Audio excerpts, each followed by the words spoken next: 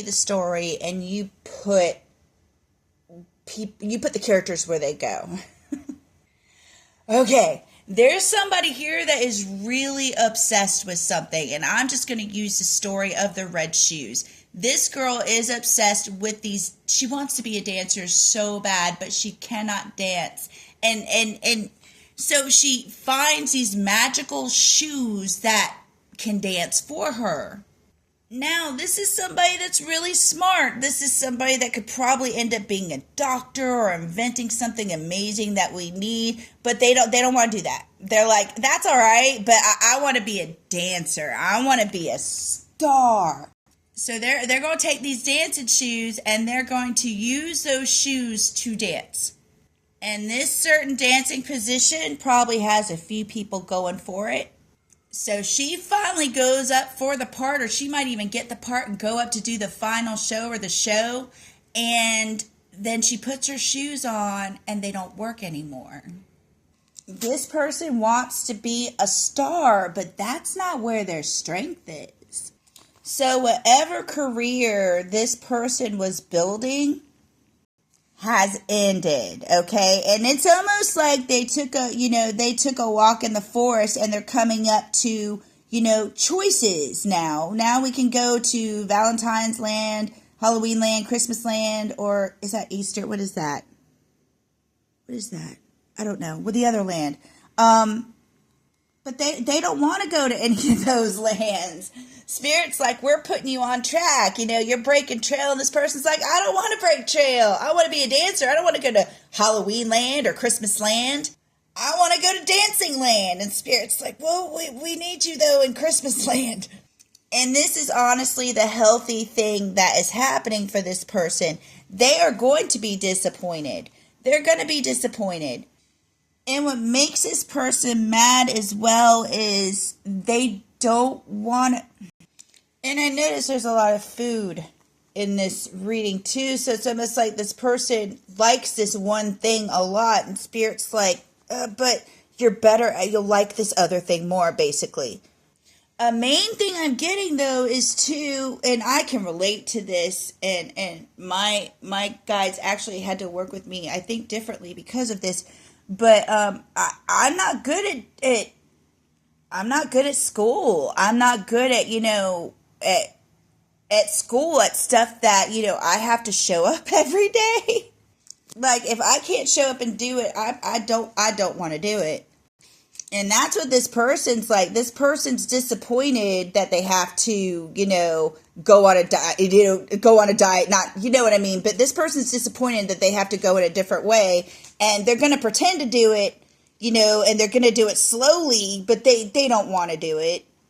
And this also reiterates, like, being ready. Like, this person's like, okay, so I'm not going to be a dancer. I'm going to be a doctor. So let me go be a doctor now. And it's like, well, no, wait. Before we do that, though, that's a long journey, and you've got to do a lot of learning. You've got to grow the seeds before you can flower them.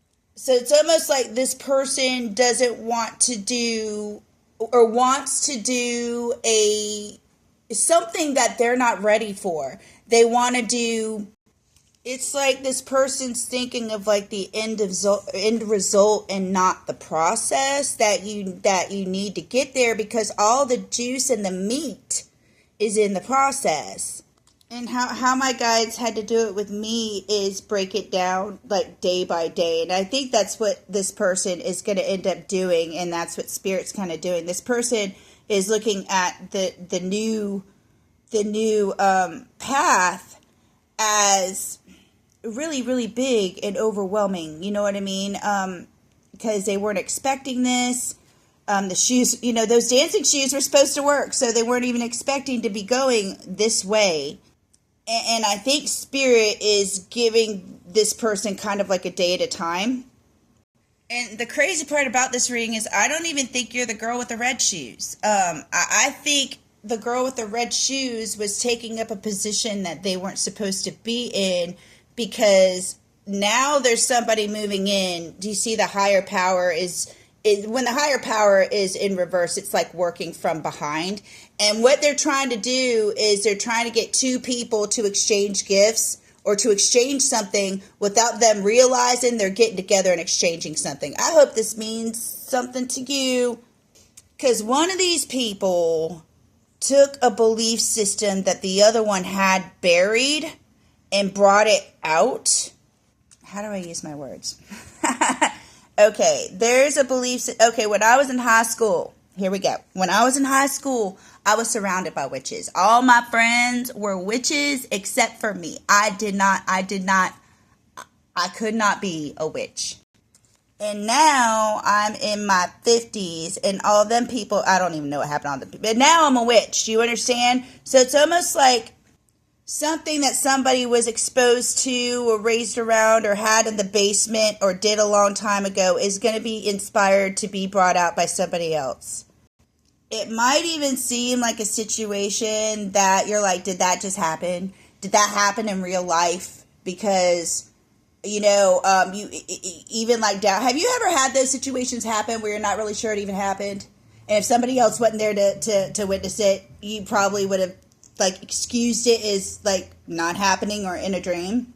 But I am going to tell you, with this Queen of Cups and this Five of Potions in reverse, especially with this card, because with this card, Jack just done really fucked up. Jack went into Santa Claus's world and took his holiday from him, and kidnapped Santa Claus, and he almost got eaten by Oogie Boogie.